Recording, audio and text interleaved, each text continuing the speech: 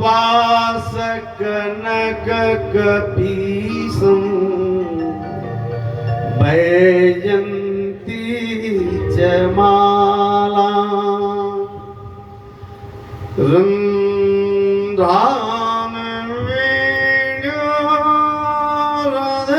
सुधया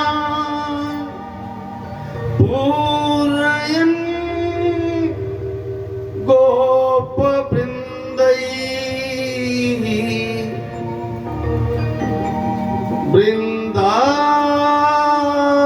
वृन्दारमण स्वपद रमणं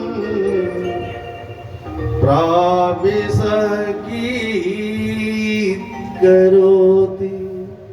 गोपियां कह रही हैं कि भगवान वरहा पीडम नटवरे नट है, असला दांव तो कोई नहीं बताता। भगवान के कानों पे कनेर का फूल बहुत प्रिय है और भगवान भोलेनाथ के कनेर का फूल बहुत प्रिय है। भगवान राम को भी कनेर बहुत प्रिय है, चढ़ाना चाहिए। कर्णयोः कर्णिकारकम, भगवान की पूजा तुम्हें वो माता सब गोपियां कर रही है, बिना चप्पल का गैया मैया को चराते थे, कितना मनोहर लग रहे थे। शाम का गोधूली सायंकाल का बेला था, जब गैया को चरा कर आते थे तो गोधूली धूल उनके मुखमंडल में कितना सुंदर शोभा देता था। अरे एक बांसुरी वो निगोड़ी जो भगवान के अधरों पर हमेशा सबकी रहती है। कौन सा मैंने ऐसा पाप किया कि जो पास भी रहकर उनसे मैं दूर हूं।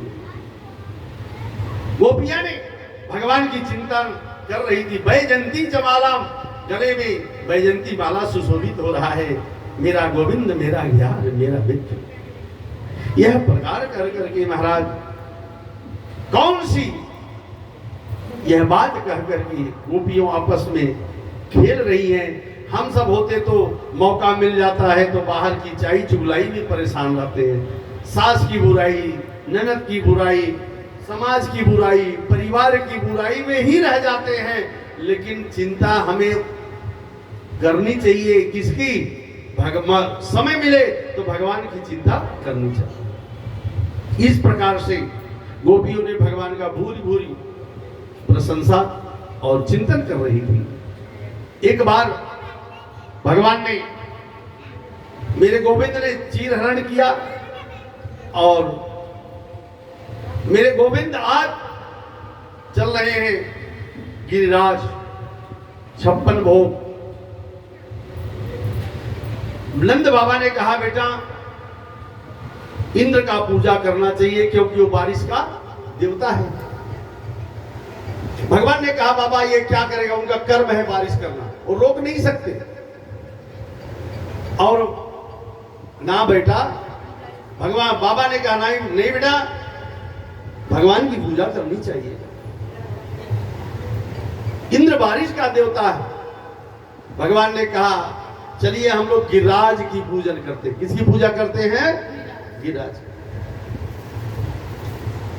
कि वो भगवान का पूजा करेंगे तो एक ही साधे सब सधे। यहां पर भगवान के मुख से बड़ा सुंदर वाक्य निकला है और बहुत ही सुंदर भगवान कह रहे हैं कि हे बाबा, जीव अपने कर्मों से, अपने विचारों से और अपने कर्म से, भाव से स्वयं भोगता है। क्या कर रहे हैं जरा ध्यान से सुनिए। आचार्य वर्णन करते हैं कि वाक्यासहरैनूनं भगवान हरिरीश्वरः। अब ये जो भगवान कह रहे हैं कि हम किसकी पूजा करें और ये क्या करेंगे? बोले महाराज इनका काम है न दुखम न सुखम। भगवान किसी को दुख नहीं देता। ध्यान से सुनना, भगवान किसी को दुख नहीं देता, परमात्मा किसी को सुख नहीं देता। परमात्मा ने किसी का धन लेता है और न धन देता है। आपका विचार करना, एक बच्चा अंबानी के यहाँ पैदा होगा, अंबानी के यहाँ, तो जन्म से ही अरबपति हुआ कि नहीं हुआ? हाँ या ना बोलो। और एक किसी गरीब के यहाँ पैदा हुआ तो जन्म से करोड़पति नहीं लखपति हुआ। एक कोई बच्चा फुट पर पैदा हो जाएगा, कर्म तो सबका बराबर है, लेकिन वो अंबानी के यहाँ क्यों पैदा हुआ वो बालक? क्योंकि वो जीवन में दान किया है, धर्म किया है, और जो भी चीज है दान धर्म यज्ञ तप करके आज वो अंबानी फिर राजा बन गया। इसीलिए भगवान कहते हैं जीते जी दान कर लो, जीते जी धर्म कर लो, ये पुनः चक्रवृद्धि ब्याज से ज्यादा तुम्हें लौट कर किसी राजा के घर में तुम्हें दोबारा जन्म होगा। नहीं तो एक किसी भिखारी के यहाँ जन्म हो जाएगा, वो न जीवन में तुम रोड पर से किसी और को नहीं जानोगे।